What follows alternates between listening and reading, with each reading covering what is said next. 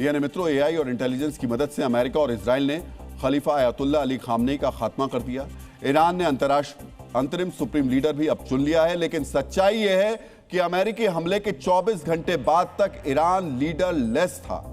America और Israel के हमले में ईरान की टॉप मिलिट्री लीडरशिप का सफाया हो गया था। कई बड़े नेताओं की मौत हो गई थी। ऐसे में एक सवाल तो आपके मन में भी जरूर होगा कि ईरान मिडिल ईस्ट के 9 देशों पर जो हमले कर रहा है उसके ऑर्डर कौन दे रहा था, या अभी कौन ऑर्डर दे रहा है? इस पलटवार का खलीफा यानी मास्टरमाइंड है कौन? सवाल उठ रहे हैं, क्या यह खलीफा की मौत के बाद की अराजकता है, या खामनेई ने जाते जाते संपूर्ण तबाही का कोई ऑर्डर दिया था? क्या यह ईरान की कोई सोची समझी रणनीति है, या फिर ईरान के अलग अलग कमांडर अपनी मर्जी से मिसाइलों के बटन दबाए जा रहे हैं? डीएनए मित्रों, मिडिल ईस्ट में ईरान के पलटवार की पटकथा किसने लिखी, अब हम इसी पहलू का विश्लेषण करने वाले हैं। लेकिन सबसे पहले आपको यह देखना चाहिए कि अपने ऊपर हमलों का जवाब ईरान ने कैसे दिया।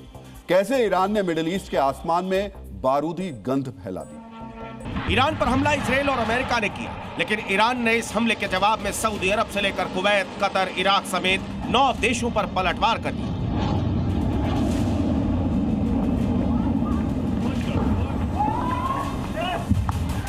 ईरान ने ऐसा काउंटर अटैक किया कि इस वक्त पूरा का पूरा मिडिल ईस्ट जंग का मैदान बन गया है।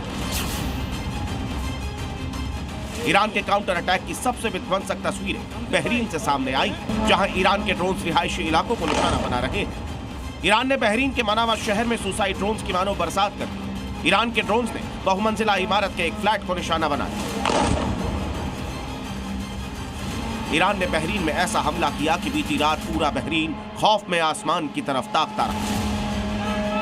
ईरान के ड्रोन्स और मिसाइलों का टारगेट बहरीन इसीलिए बना क्योंकि यहां मौजूद अमेरिका के 5th फ्लीट के बेस से ईरान पर हमला किया गया था। ईरान ने इस बेस पर मिसाइलों की बरसात भी कर दी। अमेरिका ने दावा किया कि मिसाइलों को हवा में ही नष्ट कर दिया गया है, लेकिन कई मिसाइलें एयर डिफेंस को चीरती हुई अमेरिकी बेस पर जा गिरी।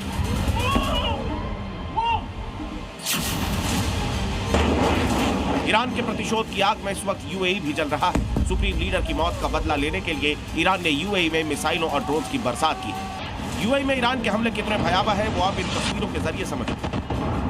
ईरान ने दुबई की शान बुर्ज खलीफा पर ड्रोन अटैक किया। इसके अलावा बुर्ज अल अरब और पाम जुबैरा जैसे आइकॉनिक जगहों को टारगेट किया।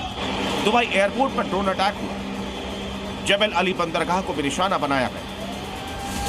ईरान के प्रतिशोध की आग में इस वक्त कतर भी जल रहा है। बीती रात ईरान ने कतर के अमेरिकी एयरबेस अल उदैद पर बीती रात क्या मंजर था वो देखिए। अमेरिकी एयर डिफेंस सिस्टम ईरान की मिसाइलों को इंटरसेप्ट कर रहा था।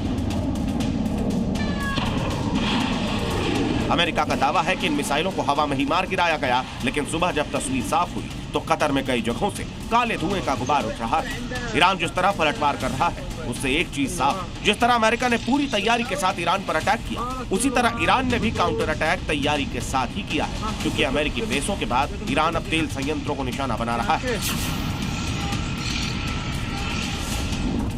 सऊदी अरब में ईरान ने एक तेल डिपो पर मिसाइल से हमला कर दिया। ईरान हर उस देश पर मिसाइल और ड्रोन दाग रहा है जहां से उस पर हमला हुआ। ईरान ने मिडिल ईस्ट के हर उस देश पर हमला किया जहां अमेरिका के बेस मौजूद है। लेकिन इन सबसे अलग ईरान ने सबसे विध्वंसक हमला इजराइल में किया। तेल अवीव पर सैकड़ों मिसाइलें दागी गई। यरूशलेम में भी ईरान ने मिसाइल और ड्रोन से हमला किया है।